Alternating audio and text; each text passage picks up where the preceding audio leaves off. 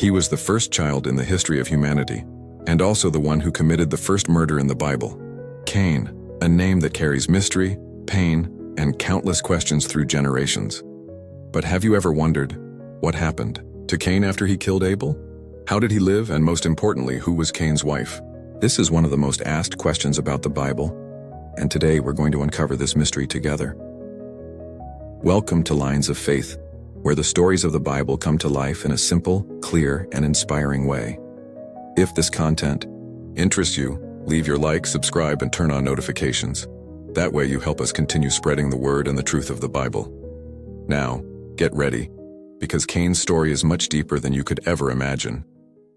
In the early days of creation, when the newly formed earth was still learning to respond to human labor, and the echoes of lost paradise still resonated in memory, emerged the first figures who would populate the world.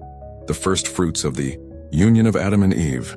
Learn the story of Cain and Abel, the firstborn of the human race, born of those who were the first to breathe the air of this world. Adam and Eve, the sacred book of Genesis with its ancestral solemnity, presents these two brothers to us. Adam, the first man, formed from the dust of the earth, and Eve, the first woman, taken from his rib after leaving the Garden of Eden, began the journey of life outside the immediate presence of God. And it was in this new environment, marked by sweat and effort, that children were born to them. The first to come to light was Cain, and Eve, his mother, expressed the wonder of the moment, declaring that she had acquired a man-child with the direct help of the Eternal. After Cain came Abel, his brother, and thus the first human family began to grow and diversify. Although the Bible mentions that Adam and Eve had other sons and daughters, whose names are not revealed to us at this point, Cain and Abel are the protagonists of this initial account. These two brothers, the first generation born on post-Eden earth, embraced distinct paths of life in their struggle for subsistence. Cain chose to work the land, becoming a farmer. His days were spent in the field, preparing the soil, sowing, cultivating and harvesting the fruits, facing the challenges imposed upon the earth by the curse. It was an arduous toil, directly linked to sustenance drawn from the very earth. His brother, Abel, dedicated himself to the care of animals, becoming a shepherd of sheep. His life was lived outdoors, guiding the flock, protecting it from dangers, finding pastures, an existence linked to the handling of creatures, a different dependence on natural resources.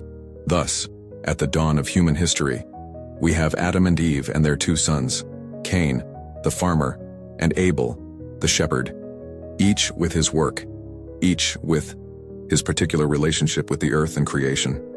This is the primordial setting, the basis for the events that would follow, a portrait of humanity's first steps outside of Eden, setting the stage for the first great test of faith and the first shadows to hang over the human family, a foundation laid upon the earth, with its different vocations and the promise of multiplication and populating. And so, life followed its course in the early days of human existence, with Cain dedicated to tilling the soil, and Abel tending the flocks. But in the hearts of both, despite their fraternal bond, a latent rivalry hovered, a silent tension awaiting the moment to surface, and that moment arrived, at the time when it became customary to present offerings to the Creator. An act of recognition, of reverence, perhaps seeking his blessing and favor. Abel, the shepherd, with his heart turned towards the Eternal, brought his offering, and not just any offering. He brought the firstborn of his flock, the first animals to be born, the most vigorous and healthy. The best he possessed, offered with a spirit of generosity and genuine devotion, a sacrifice of value, one that reflected the attitude of his heart before the God who sees all. Cain, the farmer, also presented his offering, fruits of the soil. He cultivated with the sweat of his brow, products of his harvest, brought to the altar to be presented to the Lord. But behold the divine response, the discerning gaze of the Creator, distinguished between the offerings. For Abel and for his sacrifice of firstborn there was acceptance, there was favor. The Lord showed his favor, a clear sign that the shepherd's offering had been received with benevolence. However, for Cain and for the fruits he brought, there was not the same reception. His offering was rejected, set aside by the divine gaze that had focused on his brothers. And this rejection, this painful distinction, struck Cain deeply. His countenance, previously just heavy from toil, now turned dark. A darkness descended upon his soul, fueled by intense envy, uncontrollable rage, a bitter jealousy that boiled in his chest. Why Abel? Why was he accepted and I rejected? This question, heavy with resentment, consumed Cain from within. The seed of rivalry, fertilized by rejection and envy, had sprouted in the heart of the firstborn. The rage, directed against his own brother, the one who had received the favor that had been denied to him, set the stage for a terrible act, for the tragic unfolding that would forever mark the history of humanity. The darkness had taken hold, and Cain could not resist its destructive power. Cain's heart seethed with a dark fury. A corrosive envy consumed his soul after his offering was rejected. The acceptance of Abel's gift ignited a dangerous fire within him. He then called his brother, leading him to the vast and lonely field, away from his parents' eyes, away from the innocence of home. And there, in nature's treacherous quiet, the unthinkable happened. Cain, driven by rage and jealousy, raised his hand against Abel, the first murder in human history, the first thread of blood to stain the earth, Abel's life brutally taken by his own brother. The silence that followed was heavy, laden with the mute echo of an unprecedented crime. The earth absorbed the blood and seemed to weep. Then, a powerful voice burst from above, the voice of the Creator, piercing the loneliness of the field. "Where is Abel, your brother?" God asked Cain. The divine question held the knowledge of the deed, an implicit judgment. But Cain, with shocking audacity, answered evasively and insolently. "I do not know," he uttered. And then, he challenged the very natural order of things with another question. "Am I my brother's keeper?" As if Abel's fate was none of his concern. Oh, the arrogance of one who tries to hide the truth from God. But Abel's blood cried out. From the ground, a silent yet eloquent witness to the crime committed. The soil, now an unwilling accomplice, denounced the killer, and the divine sentence came. The curse resounded through the land. "Cursed is the ground because of you," declared the Eternal One. Cain's sustenance and his work as a farmer would be affected. When you cultivate it, it will no longer yield its strength to you. His labor would be arduous and unproductive. And if the curse upon the ground wasn't enough, God pronounced his personal destiny. You will be a fugitive and a wanderer on the earth. Cain would be an outcast, condemned to roam restlessly, removed from the presence of God and his family. The punishment was terrible, proportional to the severity of the crime. Cain lamented his punishment, feeling the unbearable weight of the consequence. He expressed fear that anyone who found him would kill him out of vengeance. But even in the midst of judgment, God showed a strange providence. The Eternal One put a mark on Cain, a mark of protection, not to stigmatize him for death, but to guarantee him against it. "Whoever kills Cain, vengeance shall be taken on him sevenfold," declared the Lord. Thus humanity's first murderer received a divine seal, not a sign of favor, but a guarantee that his life, although marked by the crime and the curse of exile, would be spared from immediate human retribution. A tragic figure, cursed by his act, but paradoxically protected by his judge. Cain's fate was sealed, a path of wandering and estrangement. After the divine curse, Cain found himself cast out, wandering the earth. He distanced himself from the presence of the Eternal, heading towards the region of Nod, east of Eden, a land of exile, far from the original home. Even under the weight of his crime, life persisted.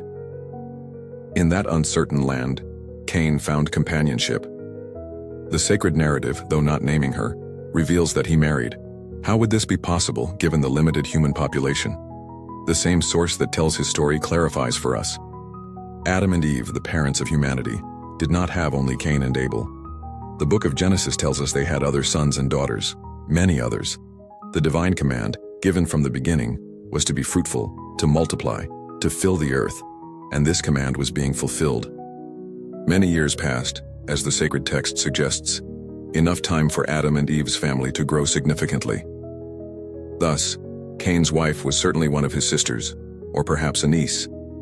A union that might sound strange to modern ears, but which, at that dawn of human existence, was not only possible, but necessary for the proliferation of the race. Marriages between close relatives were common in the early times, as we see in later examples in the Bible. The prohibition would only come much later, with the Mosaic Law, when humanity was already more spread out. It was in this land of exile, with his family taking shape, that Cain took another step in human history. He had a son, whom he named Enoch. And in honor of this son, Cain founded something new, the first known city. He named it Enoch, marking a point of settlement, a place of gathering, perhaps of protection. Let us not imagine vast modern metropolises. Let us think of a community, a gathering more organized than wandering tents, a seed of civilization cast upon cursed ground. The founding of Enoch reveals that, even distanced from God, the human instinct to build, to settle, to form society was already manifesting. Cain's legacy, sadly begun with fraternal blood, continued in the founding, in his son's name, in the hope, perhaps in vain, of a new beginning away from the divine. Presence, a complex story, of sin, punishment, but also of the continuation of life and the beginning of human social organization. And here we come to a point of mystery, an enigma that echoes through the biblical centuries. Who was Cain's wife after all? The one who went away from the divine presence and lived in the land of Nod. The sacred narrative, so detailed in many aspects, remains silent about her name or immediate origin.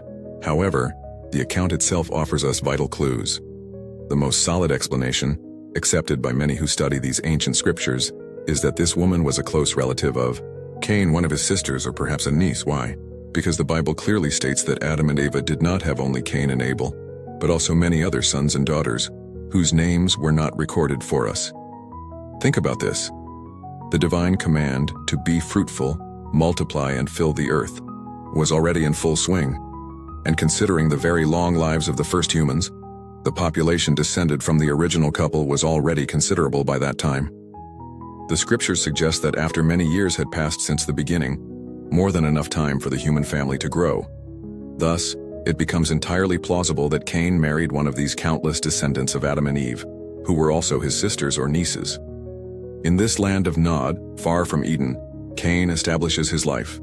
He marries, has a son whom he names Enoch, and in honor of this son, he founds a city, the first city mentioned in the Bible. But what did city mean in those remote times? It was certainly not a metropolis like the ones we know today. The reference to the city of Enoch may indicate the emergence of a more organized settlement, an initial community established by Cain's descendants. A meeting point, a refuge in the new land. And what about the practice of marriages among close relatives? It was something common in the early days of humanity. Let us remember Abraham, who married Sarah, his half-sister.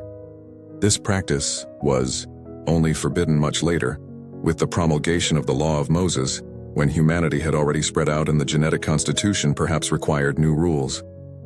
But at the dawn of time, when everyone descended from a single couple, such unions were, we can say, inevitable and considered acceptable out of the need to fulfill the divine command to multiply and populate the earth. It is a direct reflection of the fact that, from one man God made all the peoples of the earth. A fundamental reality for understanding the beginnings of human civilization recorded in the sacred pages. A time of unique starts and challenges. Cain's story resonates through the centuries in the biblical tradition, echoing from the earliest days of humanity. It is a cornerstone for understanding ourselves and the human journey. His narrative, recorded in Genesis, reveals profound truths about human nature and its initial confrontation with life outside Eden. What we learn from Cain. We saw the first terrible act of murder, brother taking brother's life, a devastating break in the human family. We witnessed the voice of God confronting the guilty one, imposing divine punishment, a curse that made him a wanderer. But we also saw the beginning of something new, even in exile, the founding of the first known city, a step towards organization and civilization. This primitive saga illuminates the challenges inherent in human existence. It shows how envy and anger lead to destruction. It exposes the complexity of family relationships from the very beginning. And it shows us the beginnings of society, the need to build community, even by the one who was banished. Cain, the marked fugitive, thus remains a central figure, inescapable. His story contains the seeds of the consequences of sin, the lasting impact a single choice can have on the world. He is the somber reminder that the fall had real, painful implications, manifested immediately in the first generation. His life, from jealousy to the founding of the city, draws a direct line to understanding the origins of human civilization and the conflicts that would haunt it. What we take away from this powerful narrative, the warning about the destructive power of resentment and envy, and the terrible price of violence, we learn that our actions have eternal echoes, that sin does not remain isolated, but spreads. Let us reflect on this first tragedy and the founding of the city, remembering that even in exile and the consequences of our mistakes, life continues, but its foundations were forever marked by the first bloodshed. May Cain's story motivate us to examine our hearts, to reject envy and choose a different path, one that honors the gift of life and the sanctity of family bonds. And so, we reach the end of another journey through the sacred scriptures. If this message has touched your heart and enlightened your understanding, we ask that you leave your like, your comment, and, above all, that you subscribe to support our project of carrying the word forward. May the peace of the Lord be with you, and may God richly bless your life.